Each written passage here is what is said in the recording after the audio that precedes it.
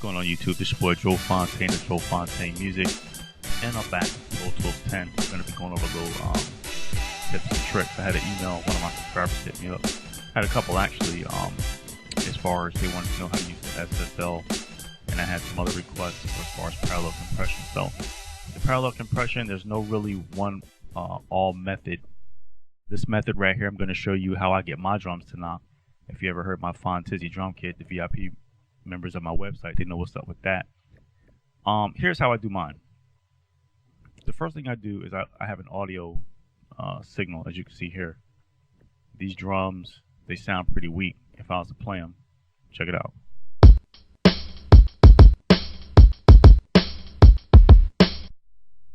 Okay, so you might want to turn on your monitors so you guys can hear that a lot better. But that's a some kick sounds I had used from the MPC 5000. I dropped them in Side Machine, and I made like a real quick drum loop for this video. But anyway, what I do is I take that track here, I leave it stereo, because to me mono is pretty much dead right now. I don't even use mono anymore. Back in the days, what I would do if I was doing parallel compression, I would have two mono tracks here, EQ it first, and then go ahead and adjust the attack and then the delay so I get a good compression, like a good thump, going. But I found this new technique. I do it this way. For me, it works anyway. I'll show you what I mean. On the main audio track here, I leave the digital outputs to the 1 and 2. So that's basically what we just heard. Then what I do is I take two buses on my sends here, man, and I make one aux track for the for one drum, and then I take the another aux track for another drum. So as you can see right here with these two aux inputs right here, I have one as an input aux 1, aux 2, but they're not mono. I don't have them panned, like this, and then have the other one going the other way. I have them both like this, and I'll show you why in a minute, because this little technique, I'm not going to say I came up with it, but for me, I discovered it, just doodling around on here, and it plays with your ears really good. It makes a good thumping sound. So from there, what I do is I use a EQ first. I'm only using 1, 2, 3, 4 plugins. Now, of course, if you guys don't have these plugins, it don't matter, because the same principles are still going to apply, and you still can use whatever EQ or, whatever type of plugin that you have. Now, with the AAX format, VSTs probably won't show up. People probably wonder, like, where my plugins at. That's because the AAX format. You might try a VST to RTAS or TDM adapter. That might bring them up. But anyway, so what I did on the first one was I used the stock plugin. This is the channel strip from Avid. So I added that on, and I pretty much left the filters around. I left the kick around. Moved this up just a little, maybe around 53. I wanted to like really hit in the chest, and I added or rather, I just rolled off as much of the high end because I really don't need that. So what I did was I started here. Okay, so I'll bypass that, and what we were left with was.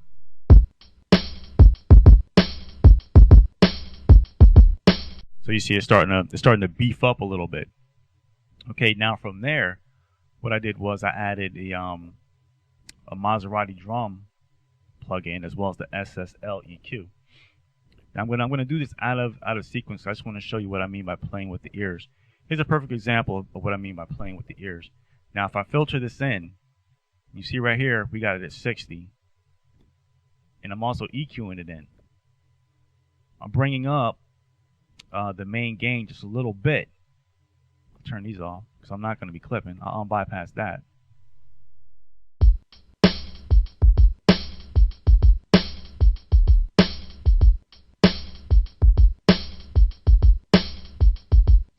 You see what I mean?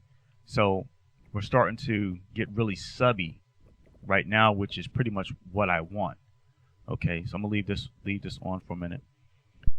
What I did from there was I basically just sweetened it up a little bit with the Maserati plugins. So I'll bypass this one, and you can see, these are some pretty interesting settings. You guys might want to jot this down. Again, you don't have to use these plugins. These are plugins that I use. So I got a good snap. I brought the thump up a little bit. I increased the output just a little bit on this one.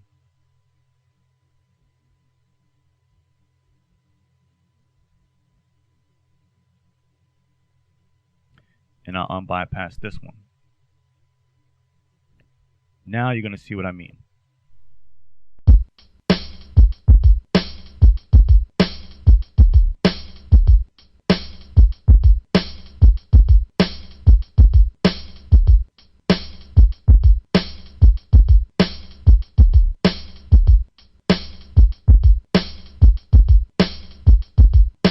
You see what I mean? So it plays with your ears. You get a really thumpy effect, because let's say if I was to bypass this one and just use the SSL in combination with the Maserati, that's another way you can do it. See, there's really no one way. Like I can do it like this and get a totally different effect. Watch what I mean.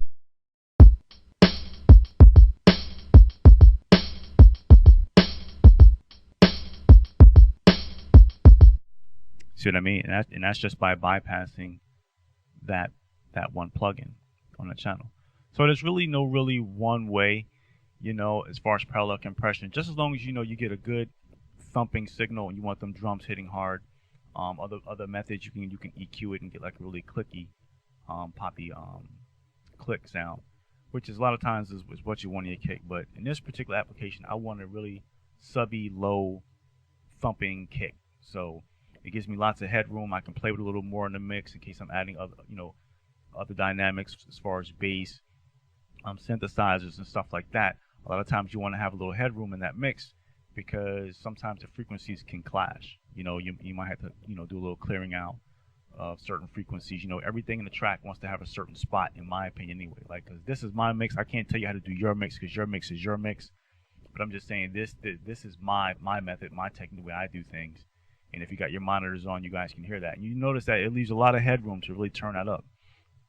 Also, what I would do from here next, I would probably do a little 32-bit float on this. Give it a little headroom in case if there's any distortion. I always can come back. I can fall back as a safety measure and clean it up down the road. Again, this is just a quick 4-bar loop. Just for demo. I did this like in 2 minutes. Just to bring it up right quick. And then from here, what I probably would do, I probably would grab this guy here, jump over here under event. Let's see. No edit, I'm sorry. I would go up under here on the edit. I probably would jump on the strip silence icon. And you notice how it puts these guys here. And I would basically just adjust the start and the end pad. I went a little too much right there. It's very sensitive. I got a digital mouse, so you got to forgive me. It's really sensitive. But, you get the idea. I would probably do it like that. I would hit strip. Then that way get a lot of the dead air out. And then, right here, there's another little region I have to probably, clean up. You basically, you become a surgeon from that point. You get all the air out your track because you don't want your plugins to work harder than what they actually need to be doing. Unless you're doing like some brick wall limiting, like another technique I'll show you right quick. Well, I'm not going to do it right quick because, I don't want to run too long into the video. But let's say right here on the insert, like I say, if you go to multi-channel plugin. Now, these are some of my EQs. Again, you might want to put an API plugin on that kick. The Renaissance compressors work pretty good. With Pro Tools 10, again, you got to have RTAS or TDM plugins. Because I'm getting a lot of emails, people saying, hey, where are my plugins? I can't find them. Again, you might want to look into a good VST, or rather, VST to RTAS, or VST to TDM, a wrapper. I think FXpansion makes a good one that you can use, and it's a program, and you use it and it wraps your VST so that Pro Tools can actually read the program. Now, as far as making it for the AAX format, I don't know if they have that right now, but that's something you might want to look into. Again, Pro Tools reads TDM and it reads RTAS right now. I don't know if Advent have any future updates on that, but if so, I'll let you guys know. If, I'll keep my ear to the street on that. Where were we? Oh yeah, brick wall limiting. Yeah, another thing you can do, you can add like an L1 on a certain sound, and you can lower the threshold on that to make it push a little bit harder, than lower the gain down to like -6 or something like that. And then you open up another instance of L1. You could do brick wall limiting like that and make one plugin work harder than the other. So So yeah, this is a pretty good way to get a really good thumping sound on some parallel kicks. Um, yeah, it's your boy Joe Fontaine of Joe Fontaine Music. I'll see you guys in the next one. Don't forget to come to my website, become a VIP member. It's only $9.99. You get locked in for a lifetime subscription, unlimited downloads, and we have lots of tutorial videos and a lot of good things going on over there. So you guys might want to come by there, www.digitalmusic.yodasite.com. Be sure to come through and see what we got going on over there. Peace.